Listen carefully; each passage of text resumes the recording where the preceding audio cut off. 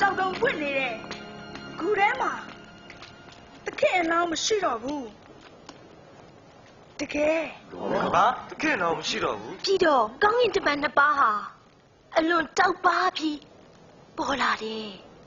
ပြီးတော့ပြောတယ်အသေးကောင်ရှိတဲ့အရက်မှာအသက်ရှင်သူကိုမရှာနဲ့တဲ့